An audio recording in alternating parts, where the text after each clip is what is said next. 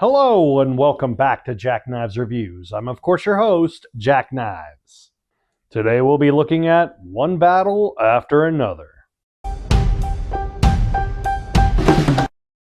Former revolutionary Pat Calhoun lives off-grid with a new identity, along with Willa, the daughter of another revolutionary and a now powerful colonel named Lockjaw.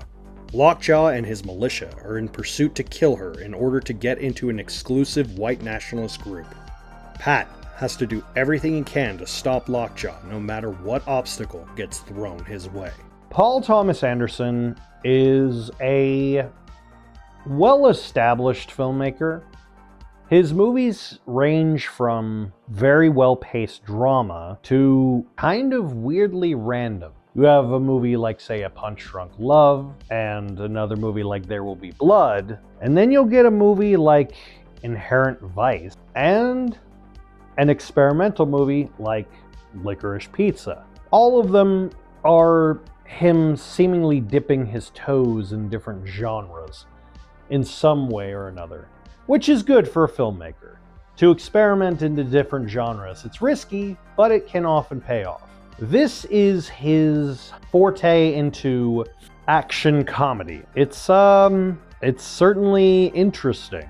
I think more people have just seen this or heard word of mouth of this movie and had pretty mixed reactions to seeing it, and I can see why. This isn't a movie you'd think a Paul Thomas Anderson would make, first of all. Very similar to the movie Caught Stealing. However, with Caught Stealing, the execution was 100,000 times better. It was self-aware and knew what it was.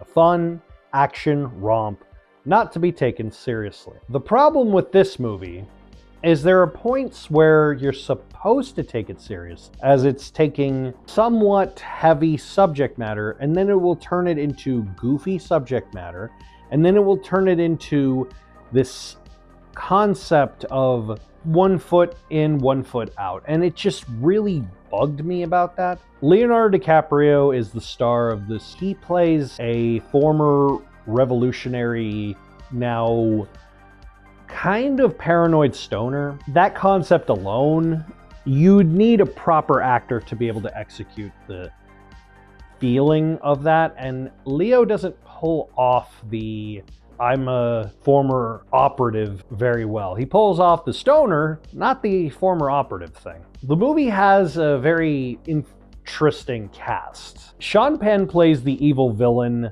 Colonel Lockjaw. That alone should inform you of what kind of movie this is. I mean, the villain's name is Lockjaw. What is this, He-Man? What kind of stupid, when you suspend your disbelief only so far? If it was just Colonel Lock, I wouldn't care. That'd be fine. Lockjaw? Come on now. No one is last named Lockjaw, ever. Come on, that's stupid. And then for him to have this center of power and he has to kill his daughter and all of the, it's so dumb. It's just dumb. The way the execution of the concepts are, it distracts you with its interesting action sequences. Notice how I didn't say good, I said interesting. The way they kind of blend this whole guerrilla running camera tactics and all of that.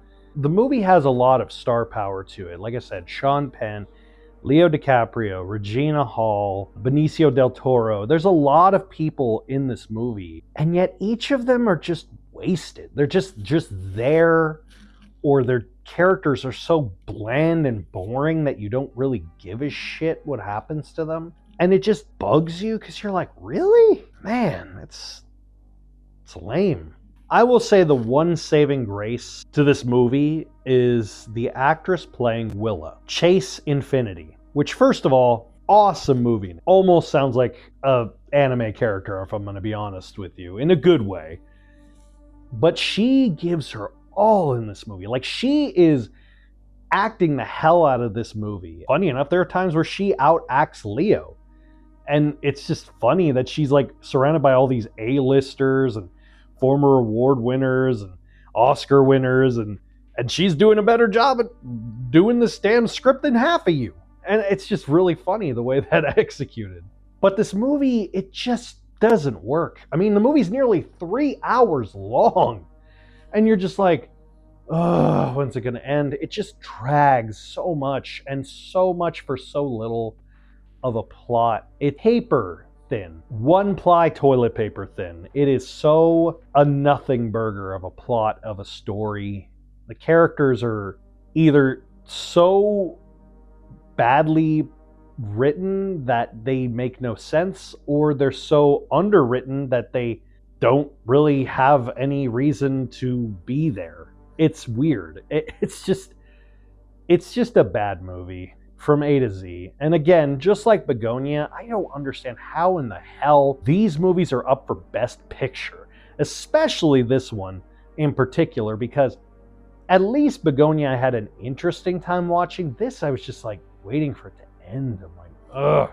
And it bombed at the box office. I didn't know a movie that bombed could actually be up for an Oscar nom, but I guess now, since awards don't really mean anything. Man, what happened to Paul Thomas Anderson, man? He just truly fell off as far as filmmaking.